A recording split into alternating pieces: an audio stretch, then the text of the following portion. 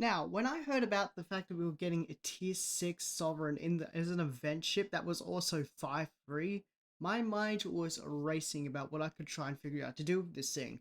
As soon as I heard it was an intel ship, and my mind immediately went to a Rainbow Surgical Strikes build, something I had never done before. However, budget restrictions have forced me to reevaluate, and after some thinking, I decided a Haste Fire at Will build was pretty damn funny. So, meowdy everyone, Galactic Gaming here, and let's get into the build. So, with the introduction of this prettiest sovereign I think I've ever seen before, I thought it was deserving of a very pretty name. So, I named it the Meowmobile for no particular reason whatsoever. Don't ask. Anyway, getting into the build, I decided to do a Haste Fire at Will build because, well, I've done Haste Beam Overload build in the past. That was way back when I started the channel, and I thought a Fire at Will build would be pretty funny to do. Do keep in mind though, this build does kind of follow the crate meta a bit. That is, we're not using any isomags, we're just spamming universal consoles, so if that's something you're not liking to do, I'm sure you can probably find alternatives for it. I'm certain a few of these consoles can be switched out for isomags and will get by just fine. I just wanted to spam as many universal consoles as I can, because my ADHD demands I do something at every second of every hour. Anyway, getting into the build itself, you'll see that I'm using pretty much all beam arrays with the exception of the two omnis. None of these beam arrays are in particular special, but there are two that I wanted to bring your attention to. The prolonged engagement phase beam array, which you can get from the Phoenix store, and the trilithium enhanced omnidirectional phase beam array, which you can get from Beyond the Nexus, which is an episode in the New Frontiers arc. I draw your attention to these two in particular because both of these weapons buff haste in their own way. The prolonged engagement phaser beam array buffs its own haste over combat time.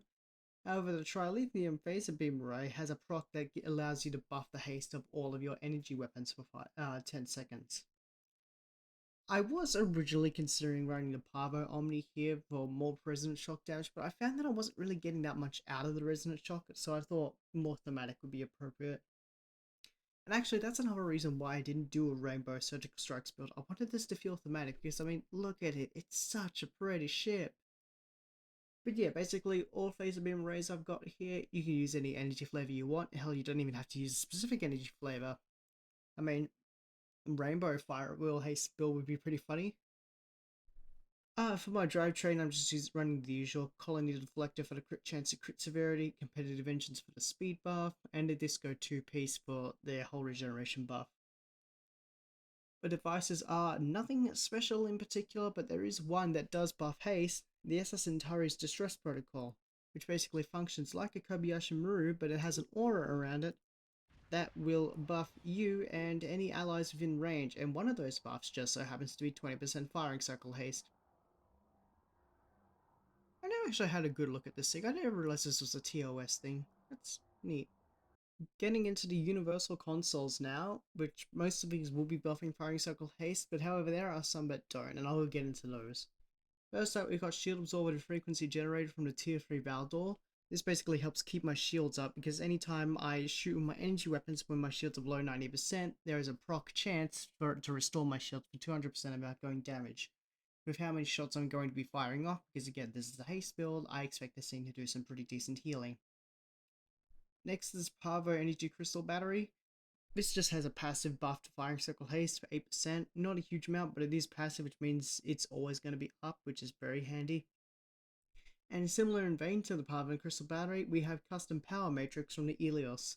This functions like a toggle ability, so I can reroute power from the shields to the bridge, which will give 20% firing cycle haste. It's generally good practice if you're not running universal designs or particle fluctuation analysis to always have these on so that you can get all the buffs, which include firing cycle haste, crit chance, and crit severity. In this next console slot, I was originally running Dilithium Transporter from the Credence to help buff my energy weapons with firing cycle haste and radiation damage. However, in the ISE run I was doing, I noticed it was causing major misfires, as in my energy weapons would suddenly stop refusing to fire. So instead, I decided to replace it with Agony Redistributor, which is always a good choice if you can have it because it does an insane amount of damage. Subsource Reaction Tunneling Field, we know why this is all here. It's because of its ability to reduce recharge time on your Universal consoles. And as Fleet Power Network arrays are going to be the backbone of this build, because what this does is it gives you between 50% and 125% firing cycle haste whenever you activate it, which depends on your auxiliary levels. Or at least that's what I want you to think. You see, you may have noticed that on my build I've got OSS 3 and a large aux battery. If it just did the 125% firing cycle haste at 125 aux power, you wouldn't need OSS. But what this console doesn't tell you is that it continues to scale past 125% auxiliary power, which means even if you go over the cap, you'll keep getting more and more firing cycle haste, which is why you'll see everyone that is running this console using OSS 3 and the aux battery to be gaining as much aux power as possible for the maximum amount of firing cycle haste.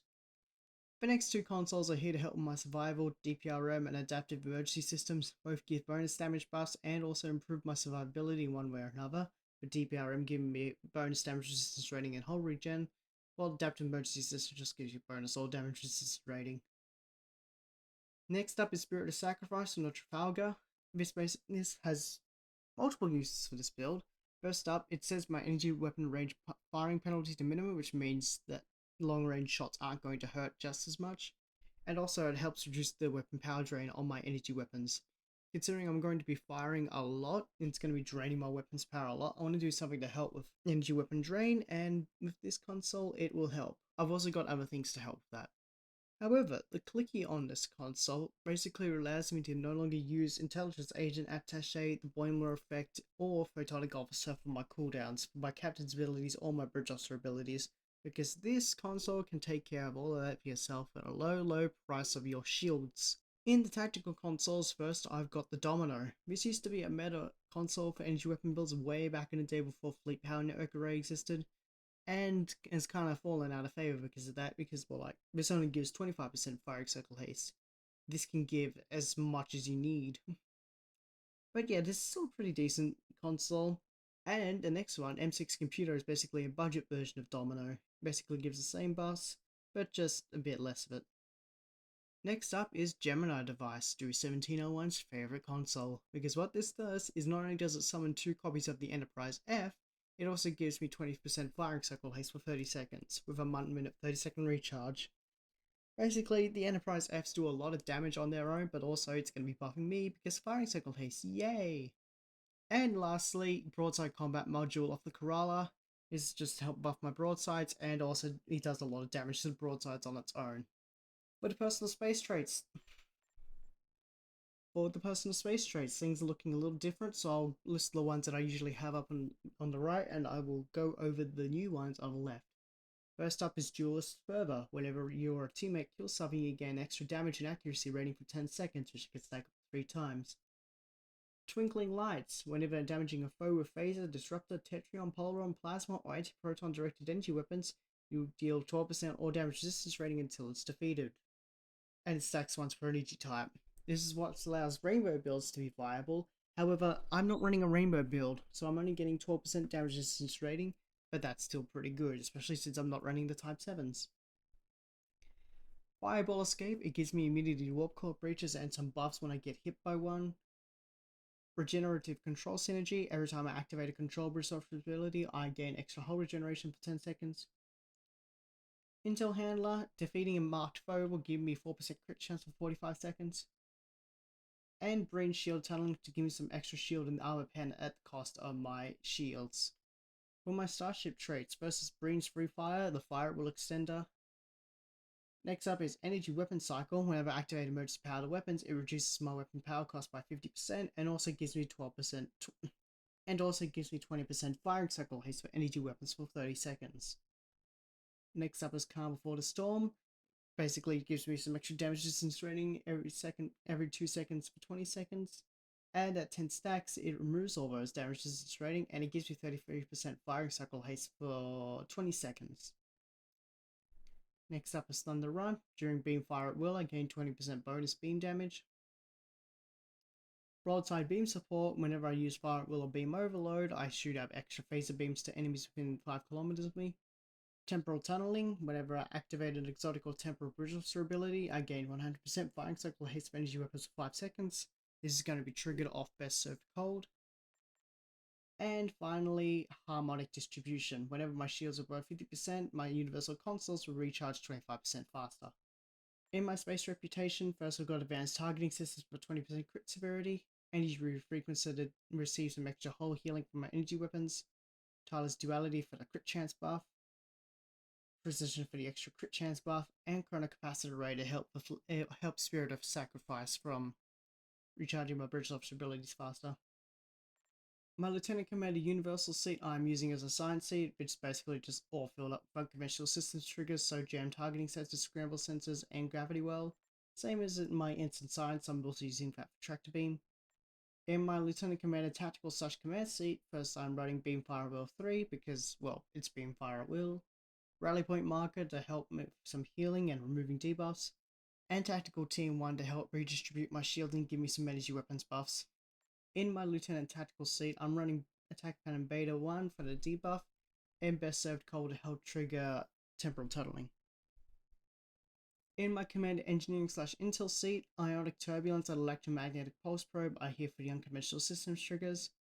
Emergency Power to Weapons 1 will help buff my energy weapons, and OSS 3 is to help buff my power levels for Fleet Power Network Array. My duty officers are nothing special, however one you are going to want to get is a Quartermaster to help reduce the recharge time on your batteries.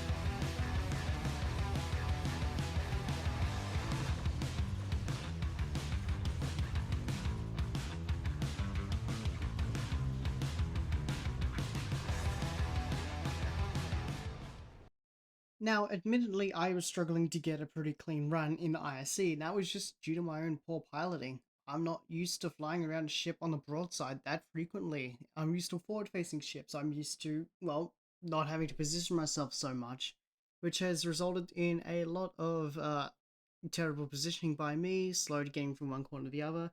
Anyway, I managed to get a run where I was doing 640k DPS, which is pretty damn good, honestly. Although, admittedly, there was also a crate set up in here doing nearly 2 million, but I feel like I wasn't going to record for a fifth time. Going into the analysis, we can see that my phaser beam array is on the fire. It will do the most amount of damage, followed by full broadside. Full broadside, that's the console one. I'm actually surprised to see that broadside beam support didn't do nearly as much as I was expecting, only 73k, but that's still pretty good from a starship trait. Above that, we've got Borg Q, that will be from Agony Redistributor. Underneath that, we've got the USS Enterprise is doing 70k DPS. That is remarkably well for the Enterprises. Usually I only get them doing 40, but doing nearly 100k DPS on their own. That's amazing. Underneath that, I've got the Terran Task Force Laser Beam Ray dealing 40k on its own. I think that a crate user somehow gave me dilithium laced weaponry because I did not have that on this run. Underneath that, we got Prolonged Phaser Beam Array doing 30k on its own, which is still pretty good. Trilithium Phaser Array did 21k on its own, and a Tropic Rider somehow did 11k, which is pretty decent. So that is the build. Hope you really enjoyed. I enjoyed flying this thing around a lot, and I'm going to be flying it around for a fair bit. Let me know what you think of the build. Remember to like, subscribe. You know the drill. This is YouTube. I am trying to get back into content creation more, so any bit of support from you guys really does go a long way. Anyway, my name is Galactic Gaming. Have a very happy rest of your day. Until next time, keep having fun, and I'll see you around. Goodbye!